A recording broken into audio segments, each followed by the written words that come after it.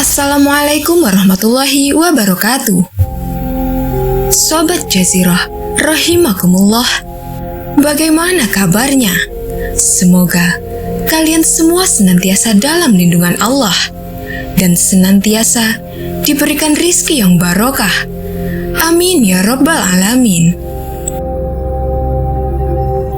Kisah Ratu Balqis merupakan salah satu kisah yang melegenda. Terlebih, kisah mengenai pertemuannya dengan Nabi Sulaiman yang membuat takjub. Namun, di balik kisah pertemuan Nabi Sulaiman dan Ratu Balqis, ternyata ada sisi menarik tentang kabar yang menceritakan bahwa Ratu Balqis merupakan sosok manusia setengah jin. Lantas, benarkah Ratu Balqis merupakan manusia setengah jin? Mari kita simak penjelasannya. Ratu Balqis adalah seorang ratu yang terkenal dari sebuah kerajaan bernama Saba. Ada perbedaan pendapat dari para ahli sejarah mengenai lokasi kerajaan Saba ini. Ada yang mengatakan bahwa kerajaan ini terletak di Arab bagian selatan, yaitu negara Yaman. Karena di sana ditemukan puing-puing bangunan yang diperkirakan para sejarawan jika reruntuhan bangunan itu berasal dari tahun 1300-an sebelum Masehi. Hal ini cocok jika dikaitkan dengan waktu masa kejayaan kerajaan Saba.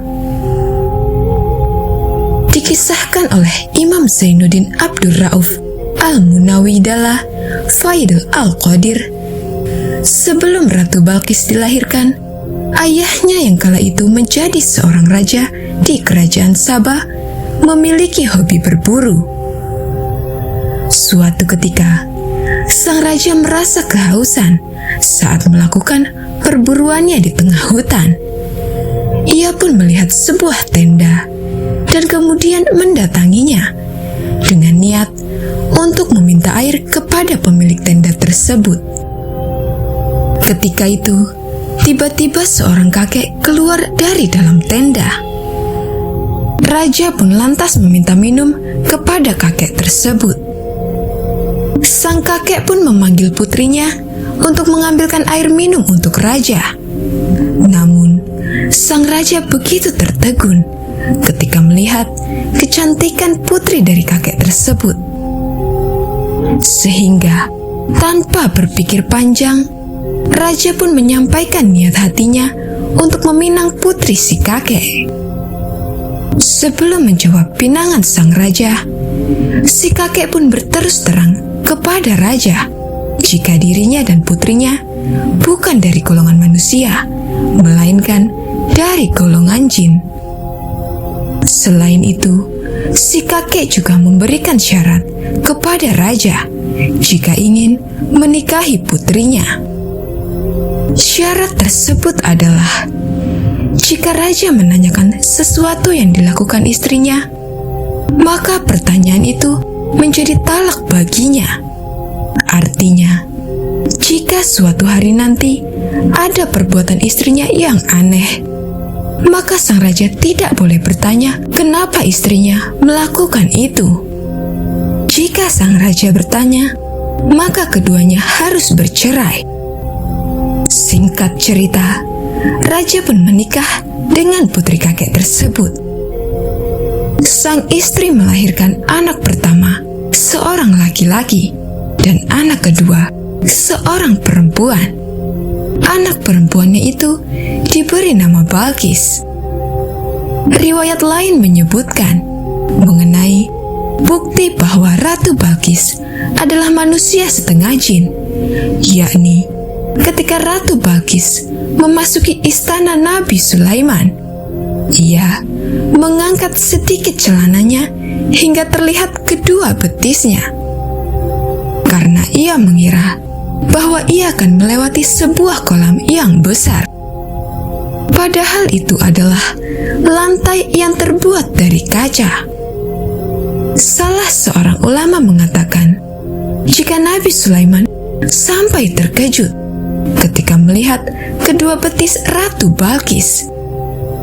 Pasalnya kedua betis Ratu Balkis ditumbuhi bulu yang lebat, tak seperti wanita pada umumnya. Sehingga hal itu disebut-sebut merupakan pertanda Ratu Balkis adalah sosok manusia setengah jin. Meski begitu, banyak juga para ulama ahli tafsir yang membantah anggapan jika Ratu Balkis merupakan sosok manusia setengah jin.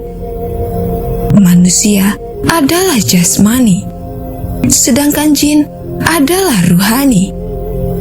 Manusia berasal dari tanah, seperti yang tercantum di dalam Al-Quran Surah Ar-Rahman ayat ke-14. Sedangkan jin tercipta dari nyala api yang ada di Al-Quran Surah Ar-Rahman ayat ke-15. Perbedaan tersebut tidak mungkin disatukan dan mustahil dapat menghasilkan seorang anak. Wallahu a'lam bishawab. Semoga kita semua dapat memetik hikmah dalam cerita tersebut dan juga dapat kita jadikan pelajaran untuk kehidupan kita sehari-hari. Amin ya robbal alamin. Wassalamualaikum warahmatullahi wabarakatuh. Kisah selanjutnya. Nabi Musa alaihissalam memiliki seorang istri yang bernama Safura. Ia merupakan perempuan yang pemalu lagi setia hatinya. Dirinya tidak segan dan mundur ketika harus berjuang dengan suaminya, sedangkan dirinya masih dalam keadaan mengandung. Kisah Safura radhiyallahu an ini diabadikan dalam sebuah buku yang berjudul 29 Kisah Istri yang Dijamin Masuk Surga, yang ditulis oleh Laila Ummul Janan.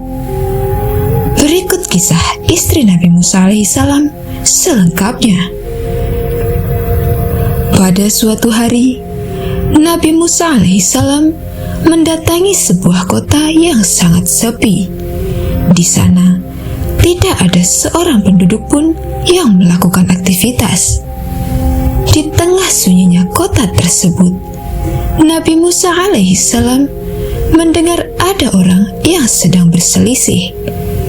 Ia pun segera mendatangi sumber suara tersebut.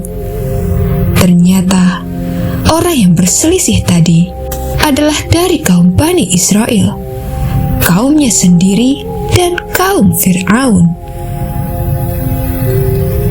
Kaum Nabi Musa alaihissalam tadi langsung meminta pertolongan kepadanya. Saat itu juga Nabi Musa alaihissalam memukul pengikut Fir'aun hingga tewas. Melihat orang tersebut tewas tak berdaya, ia pun terkejut karena ia tidak bermaksud untuk membunuhnya. Maka dari itu, Nabi Musa alaihissalam langsung bertaubat dan meminta ampun kepada Allah Subhanahu wa Ta'ala. Ya Allah, sesungguhnya aku telah menzolimi diriku sendiri, maka ampunilah diriku. Al-Quran Surah Al-Qasas ayat 16. Beberapa hari kemudian, Nabi Musa alaihissalam menemui hal yang sama terulang kembali. Nabi Musa alaihissalam pun ingin kembali menolong kaumnya yang sesat itu. Tetapi lawannya berkata, "Apakah engkau bermaksud membunuhku sebagaimana kemarin engkau membunuh seseorang? Engkau hanya bermaksud menjadi orang yang berbuat sewenang-wenang di negeri ini, dan engkau tidak bermaksud menjadi salah seorang dari orang-orang yang mengadakan perdamaian." Al-Quran Surah Al-Qasas ayat 19. Setelah itu, ada kabar miring mengenai Nabi Musa alaihissalam yang tersebar ke seluruh penjuru Mesir. Dirinya pun menjadi buronan para algojo Fir'aun. Tak lama, datanglah seorang lelaki yang menyarankan Nabi Musa alaihissalam untuk segera pergi dari Mesir.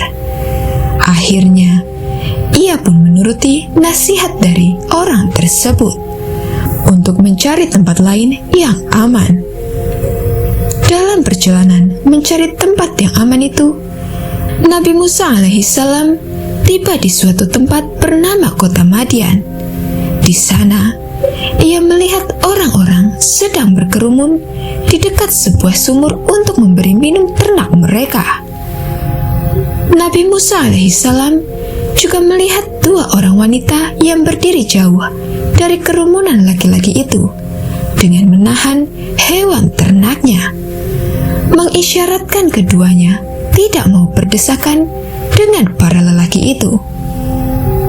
Nabi Musa alaihissalam pun menghampirinya dan bertanya, "Apakah maksud kalian berdua dengan berbuat begitu?" Al-Quran Surah Al-Qasas ayat 23. Kedua wanita itu menjawab, "Kami tidak bisa memberi minum ternak-ternak kami sebelum orang-orang itu memulangkan ternak mereka setelah selesai dari memberi minumnya. Sedangkan ayah kami adalah seorang yang telah lanjut usianya." Al-Quran Surah Al-Qasas ayat 23.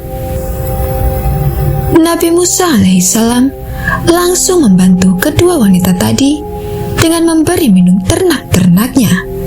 Kemudian, keduanya pulang ke rumahnya meninggalkan Nabi Musa alaihissalam yang belum mendapatkan tempat berteduh.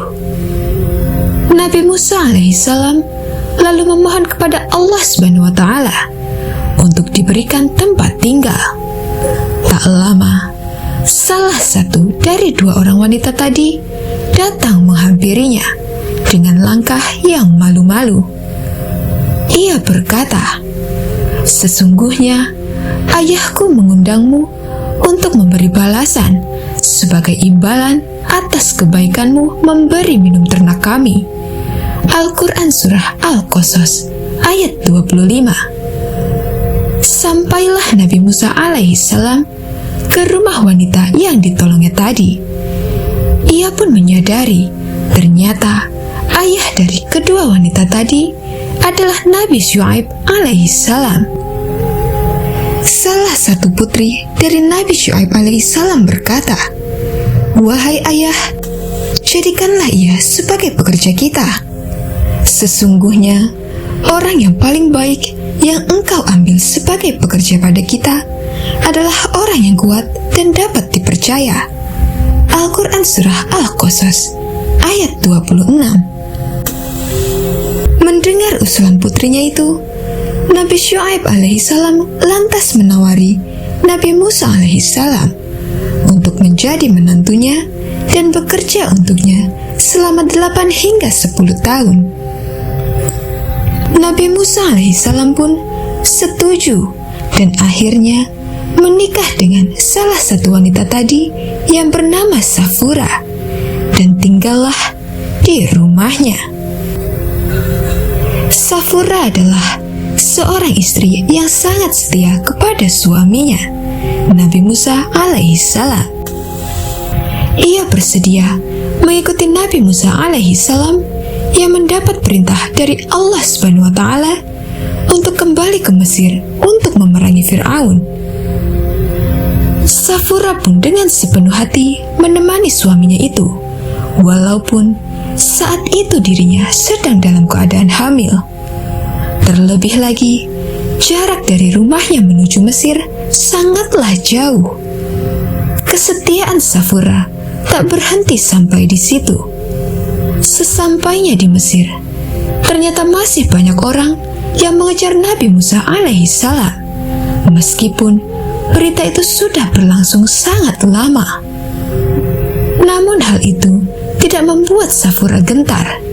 Dirinya tetap setia berjalan bersama Nabi Musa alaihissalam dengan tak henti-hentinya berdoa kepada Allah Subhanahu wa Ta'ala agar selalu dilindungi.